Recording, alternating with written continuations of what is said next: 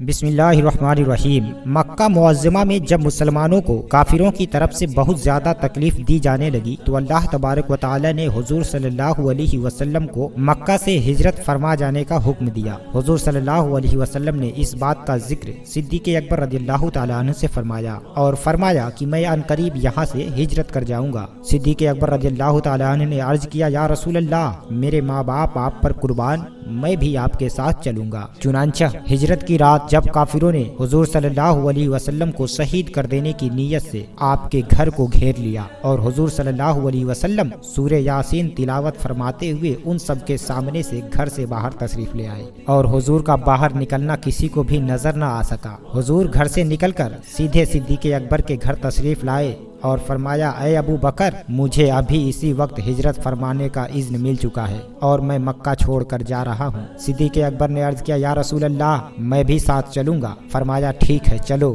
صدیق اکبر حضور سے اجازت پا کر فرط مسرت سے رونے لگے اور حضور کے ساتھ ہو لیے۔ حضور صلی اللہ علیہ وسلم صدیق اکبر کو ہمراہ لے کر مکہ معظمہ سے چل دیے۔ صدیق اکبر کبھی حضور کے آگے اور کبھی حضور کے پیچھے رہا کرتے تھے۔ حضور نے اس کی وجہ پوچھی تو عرض کیا، یا رسول اللہ، میں چاہتا ہوں کہ دشمن جب آپ کو ڈھونڈتا ہوا آگے یا پیچھے سے آ جائے تو اس کا وار مجھ پر ہو اور آپ کو کوئی تکلیف نہ ہو۔ چلتے چلتے سور پہاڑ پر پہنچے۔ اس پہاڑ میں ایک غار تھا۔ حضور صلی اللہ علیہ وسلم نے اس غار میں تشریف فرما ہونے کا ارادہ فرمایا تو صدیق اکبر نے عرض کیا، یا رسول اللہ، ٹھہر جائیے، پہلے مجھے اندر جانے دیجیے، پرانا غار ہے، پہلے میں اندر جاتا ہوں اور اسے صاف کرتا ہوں، صاف کر لوں گا تو آپ اندر آ جائیے گا۔ چنانچہ پہلے اس غار میں صدیق اکبر گئے اور اسے صاف کرنے لگے۔ اس غار میں کئی بل تھے۔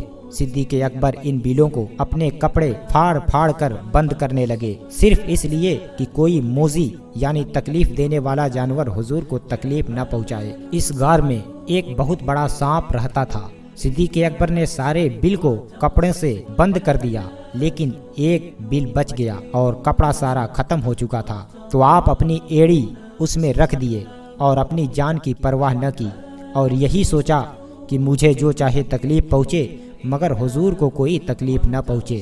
اس بل پر ایڑی رکھنے کے بعد صدیق اکبر نے پھر حضور کو اندر بلا لیا اور حضور اندر تشریف لے آئے اور اپنا سر انور صدیق اکبر کی گود میں رکھ کر سو گئے۔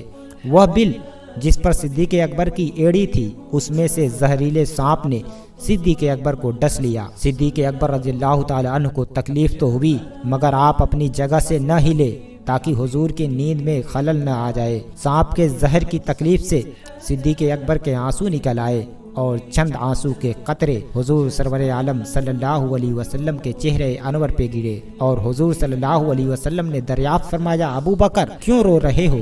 صدیق اکبر نے عرض کیا، یا رسول اللہ، میرے ماں باپ آپ پر قربان، مجھے سانپ نے ڈس لیا ہے۔ حضور صلی اللہ علیہ وسلم نے اسی وقت اپنا لعاب دہن لگا دیا تو صدیق اکبر کی ساری تکلیف دور ہو گئی۔ حضور صلی اللہ علیہ وسلم اور صدیق اکبر جب اس غار میں داخل ہوئے تو غار سے دور ایک درخت تھا۔ حضور نے اس درخت کو حکم دیا تو وہ درخت اپنی جگہ سے چل کر غار کے سامنے یعنی غار کے منہ پر آ کر کھڑا ہو گیا اور یوں معلوم ہونے لگا کہ یہ درخت تو یہیں پہ اگا ہوا ہے اور غار کا منہ اس درخت کی شاخوں سے بند ہو گیا۔ اللہ تبارک و تعالی نے اسی وقت ایک مکڑی کو بھیجا جس نے اس درخت کی شاخوں کے اندر جالا بن دیا۔ یہ سب سامان اس لیے کیا گیا تاکہ کافر اگر حضور کو ڈھونڈتے ہوئے یہاں آئے تو وہ غار کے منہ کے آگے درخت اور اس کی شاخوں میں جالا بنا ہوا دیکھیں تو انہیں حضور کے اندر جانے کا شبہ بھی نہ ہو۔ چنانچہ ادھر جب کافروں کو پتہ چلا کہ محمد صلی اللہ علیہ وسلم تو ابو بکر کے ساتھ مکہ سے چلے گئے تو بہت حیران ہوئے اور حضور کی تلاش کرنے لگے۔ حضور کو کھوج نکالنے کے لیے کچھ لوگوں کو مقرر کر دیا گیا۔ ان کھوج نکالنے والوں میں سے ایک شخص کھوجتا ہوا غار تک آ پہنچا اور پھر کہنے لگا کہ یہاں تک تو محمد اور ابو بکر آئے ہیں لیکن اس کے بعد پتہ نہیں چل رہا کہ دائیں گئے ہیں یا بائیں۔ کافر سارے وہاں جمع ہو گئے لیکن وہی حیران کے حیران کھڑے رہے، کچھ پتہ نہ چلا کہ یہاں سے آگے کدھر گئے ہیں۔ صدیق اکبر نے جب کافروں کے قدم غار کے باہر دیکھے تو حضور صلی اللہ علیہ وسلم کی فکر میں آپ پریشان سے ہوئے۔ حضور اکرم صلی اللہ علیہ وسلم نے فرمایا، کوئی فکر نہ کرو، اللہ ہمارے ساتھ ہے۔ اتنے میں ان کافروں میں سے ایک کافر بولا، ذرا اس غار کے اندر تو جا کر دیکھیں، یہ سن کر دوسروں نے جواب دیا، بیوقوف ہو، غار کے منہ کے آگے اتنا بڑا درخت ہے اور اس پر مکڑی کا جالا بھی ہے، اگر کوئی اندر گیا ہوتا تو یہ شاخیں اور اس کا جالا ضرور ٹوٹا پھوٹا نظر آتا، مگر یہ بات تو نظر ہی نہیں آتی، پھر کسی کے اندر جانے کا سوال ہی پیدا نہیں ہوتا۔ چنانچہ وہ مایوس ہو کر وہاں سے لوٹ گئے اور حضور صلی اللہ علیہ وسلم اور ان کے ساتھی صدیق اکبر رضی اللہ تعالی عنہ اپنی اللہ کی حفاظت میں بالکل خیریت سے رہے۔